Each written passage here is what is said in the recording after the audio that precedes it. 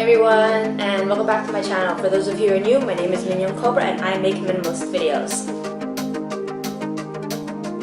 So today's video is going to be 5 reasons why I no longer declutter. So for those of you who've been on my channel for a while, you guys will kind of know that I'm kind of the self-proclaimed rebel minimalist, and there's a lot of things that I do that are kind of atypical of what minimalists do. But the reason that I am the way I am is because I've been in this minimalist lifestyle for quite some time now, like several years. Like I'm talking like close to 4 years now. So a lot of the things that I do is because I've been there, done that, and I want to share what I've learned with you guys. So hopefully you can use minimalism to the best of you know, your abilities, or to use minimalism as a tool to be the most effective tool possible to make your life the best that it can be. So without further ado, let's get into the video. So as you guys all know, let's get it, let's go. Woo. Yeah, so today is February 14th, so happy Valentine's to my little Cobras and anyone who's new. I want to wish you guys the best, most loving day ever. First and foremost, love yourselves. That's the number one. And then after that, love your lovers, and, you know, go out and give thanks and say you love, you know, I love you guys to those that really matter, whether it be like your friends, your family member. Just, you know, share the love, share the love. All right then, so let's get right into it. So some background info on myself to kind of give like an idea of why, like where I'm going with this. The reason that I don't declutter anymore is because I used to declutter a lot. Like I used to be so freaking obsessed with decluttering. If you've seen my other videos, I decluttered, and my purse with a plastic bag video, and all of the other good things, and decluttering, dangers of decluttering, my obsession with decluttering, how to get over it videos. You'll know my specialty was decluttering, so I no longer declutter. I haven't decluttered in a really long time. I think the last declutter that I did was like my cruelty item clothing declutter. That was like a month ago. But besides that one, I haven't really decluttered in the past, like I would say like the past 2 years. So and the reasons for it is because I've kind of learned along the way that after like that really big like decluttering of things that I no longer wanted, I kind of discovered things that I really didn't need again. But from having very little and living in a deficient state, I learned that there were things that still kept coming up, and I still wanted them, So I was like, you know what, I'm just gonna bring it back into my life. And once I did, I felt like at a state of like, felt good, you know. So if you like want to watch how I kind of went through these phases, like getting over the decluttering obsession, I'll probably link it somewhere in the like cards. Anyway, so without further ado, let's get into the video. Okay, so reason number one why I no longer declutter. Reason number one is, I have my notes here, so I'm just gonna be looking. I'm human and I go through phases. So what I mean by phases, I don't mean like every several months. I mean like cyclical in terms of like years. So like there was like 1 year I didn't buy makeup for an entire year.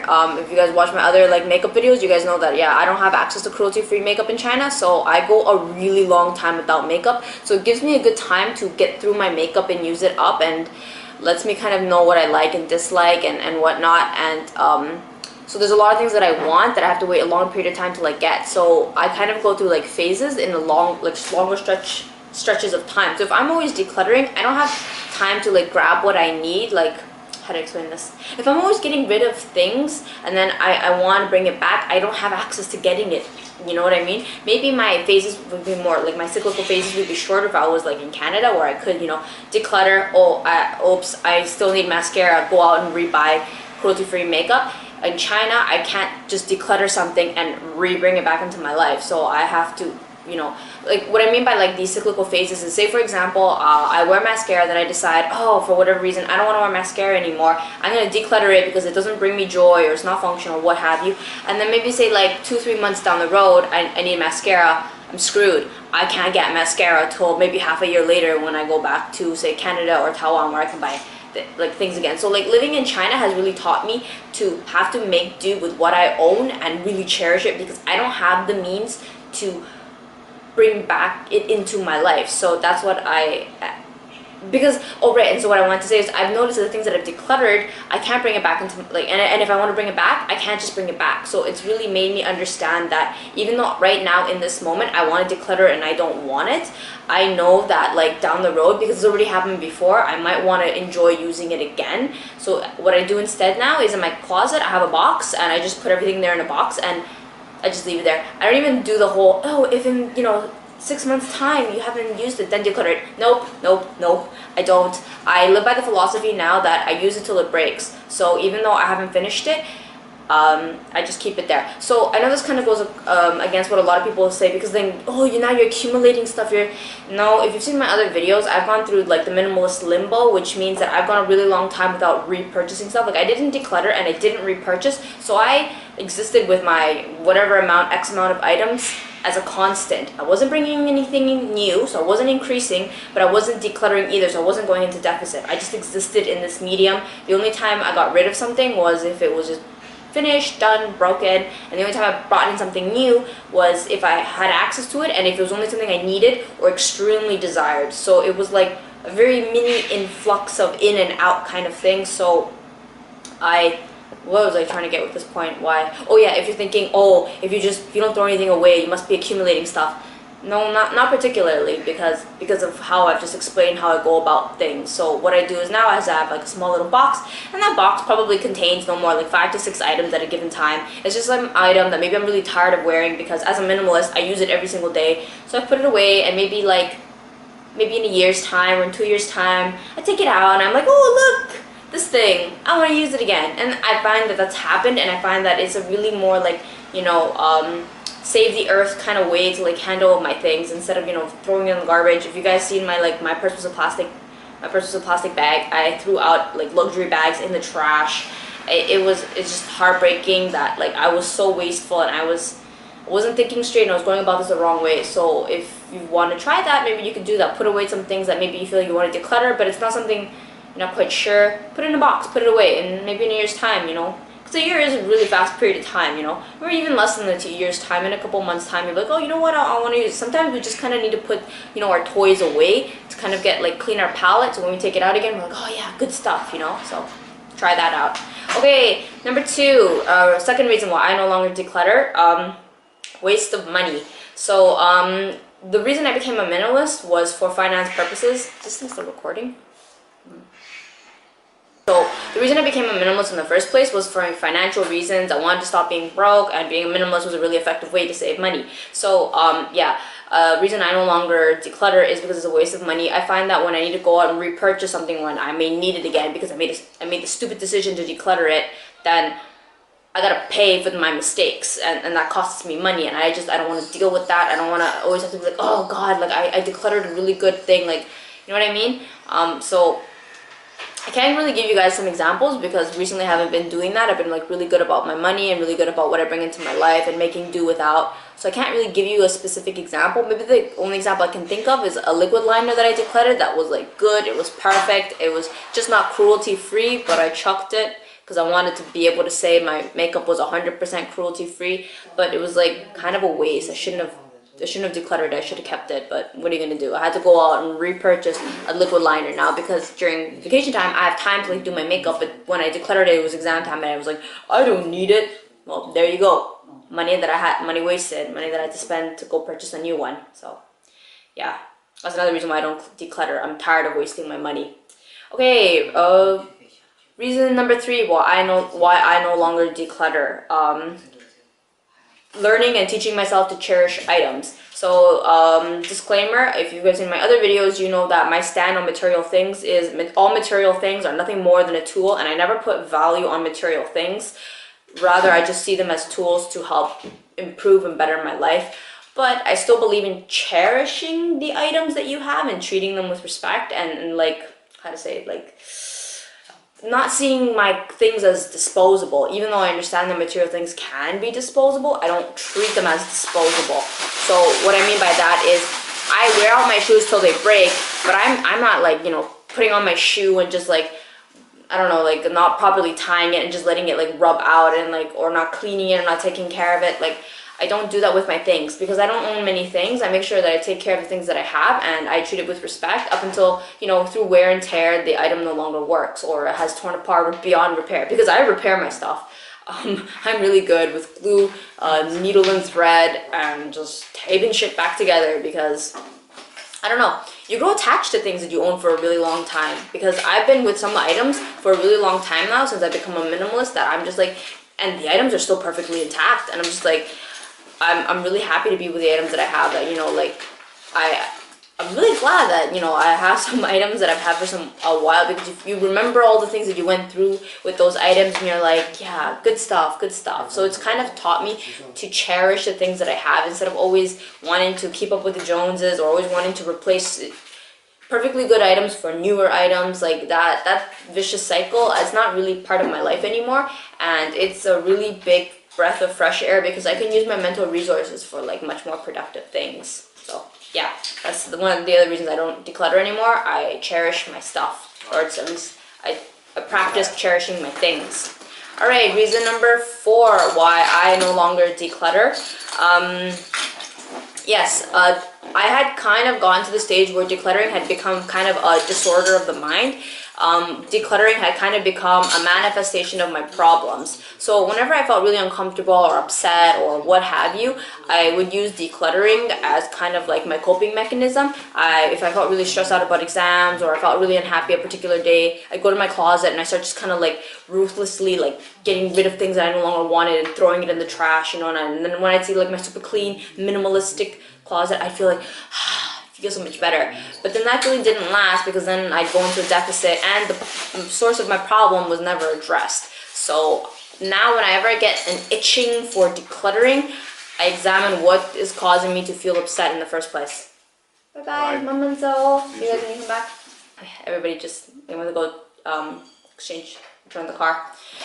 Yeah, so I realize now that when like, don't get me wrong, if you've just started your minimalist journey and you're decluttering for the first time and you're getting rid of things that you no longer want, like when I decluttered a lot of things that I no longer needed, to give you an example, I decluttered like 30 magazines, like VV magazines, fashion magazines, and I have not since looked back. I go to the bookstore, I don't even look at those magazines, like I don't care. I am perfectly like okay with not owning any magazines in my life. Like F that shit, I decluttered it and I never looked back. But there were other things that I brought back into my life. But so what I'm trying to say is, like, if you're a beginner and you're a minimalist, then yeah, you probably need to go through that ruthless decluttering phase. There's a lot of things I was ruthless about and I decluttered, and if you ask me what the hell I decluttered, I don't even remember because it wasn't even important, and I'm glad that it's out of my life, whatever the hell it was. And those things that kept reoccurring that I wanted to bring back in my life, like that feeling, oh, I still want to bring it back, brought it back. An example of that is makeup. I decluttered a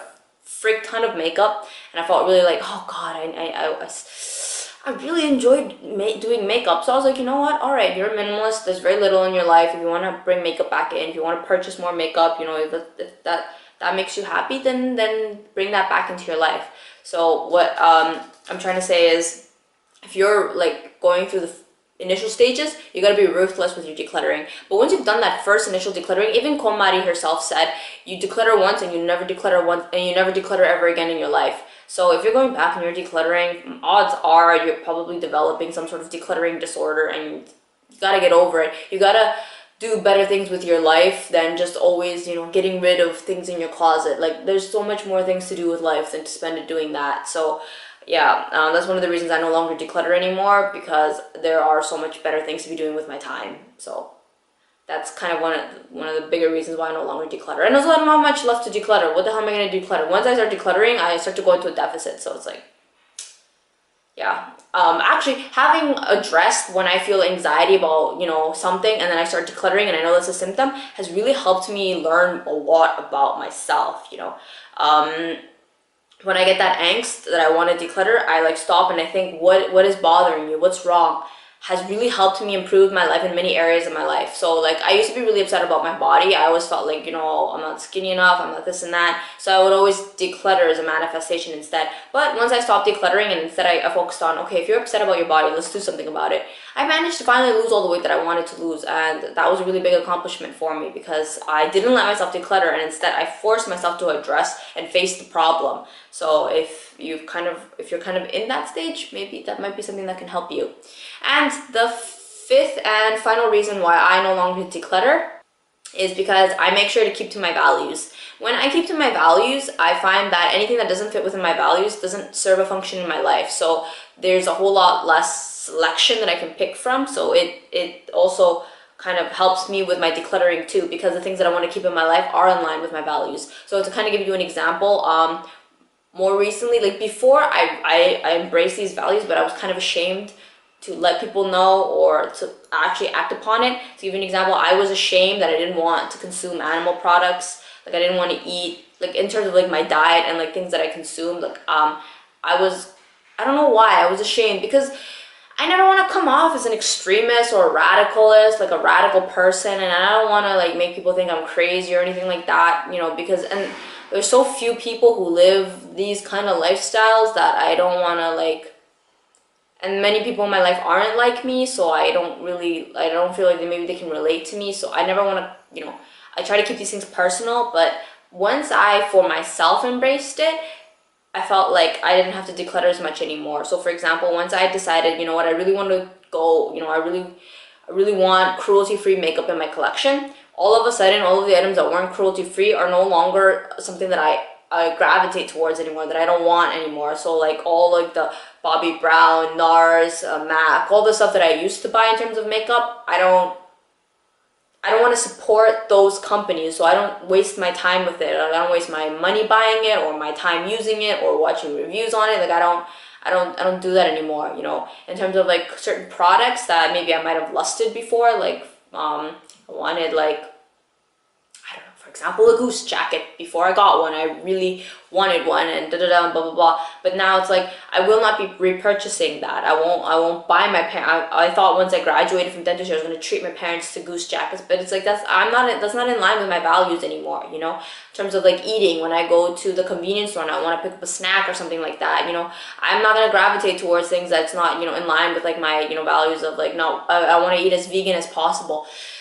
So sue me, sometimes I do have chocolate. I'm only human and I make mistakes, but generally speaking, 99% of the time, like I don't eat red meat whatsoever. If it comes in my food and I had no way of like, I didn't even know. Like one time we went to a restaurant and I ordered a vegetarian eggplant. The thing was like oozing and drizzled in like beef sauce with big beef chunks, and I told Will, I was like, this tastes like beef, and he's like, no, there's no way. You ordered eggplant and the sticker said vegetarian. How are they gonna claim it's vegetarian and put beef on it? I was like tasting it. I'm pretty sure this is beef. So I asked the waiter, I was like, excuse me, is the topping of this like beef? Because like some restaurants like mimic beef, right? Like they do like tofu, they marinate it and so it like tastes like it. But this one was like the texture and everything. Because I used to eat meat. I know what beef tastes like. So I asked, and she was like, oh yes. This is I don't even know, whatever the hell she said. It was like the beef eggplant special. So it was like a sliced eggplant, and they put like the beef stuff on top of like the like minced, grinded up one. And then my boyfriend, like the Will, was like, so this is not vegetarian. This is beef, right? This is not like replica, right? It's like not imitation beef. She's like, oh no, this is beef. Yeah, it's considered vegetarian because there's vegetables in it. So yeah, I'm only human. There's times I mess up, but generally speaking, like I'd say like 99% of the time, I make sure that like I look at the dish, I'll be like, excuse me, can we put the cheese on the side? So I don't eat the cheese and I give it to Will, or can I this and that, whatever. So there's a lot of things that I do in terms of like keeping in line with my values that it has really helped me with like my decluttering. So for example, my makeup, I no longer declutter because a lot of it is cruelty free, so it's in line with my values. So why am I going to get rid of it? So I'm really happy with what I have. My clothes, a lot of it I've been gravitating towards cruelty free clothing. I'm really happy with the clothing that I have, and I have a lot of clothes that make me happy and are not, like I have a lot more clothes because they're in line with my values, and so I feel really happy in this abundance because I feel like when I look at these clothes, I'm like, yes, I specifically chose these clothes to fit my values, so I'm really happy, you know, like I don't have a leather knapsack or a leather whatever have you, you know, I don't have those products, so I look at these items and I'm like, yes, this is in line with my values, I'm not decluttering this, it represents what I believe in, and therefore that makes me happy. So that's another reason why I no longer declutter, because the things that I own, are in line with my values. Whew. Okay, there you go. So those are my 5 reasons why I no longer declutter. If you enjoyed this video, give it a thumbs up. Subscribe to my channel if you want to watch more minimalist videos. I will definitely be putting out more minimalist video topics, so hit the subscribe button to stay informed for whenever they come out. I do my best to upload 1 video a week, usually Fridays. Subscriber, we talked about this. Hi. Megan, Janet. Yeah, we talked about it, and I was like, I'll just make it Fridays. That way, if you guys want to watch this on a Friday, you know, after work, you guys can just relax and chill, and you have Saturday and Sunday to catch up if you missed it on Friday.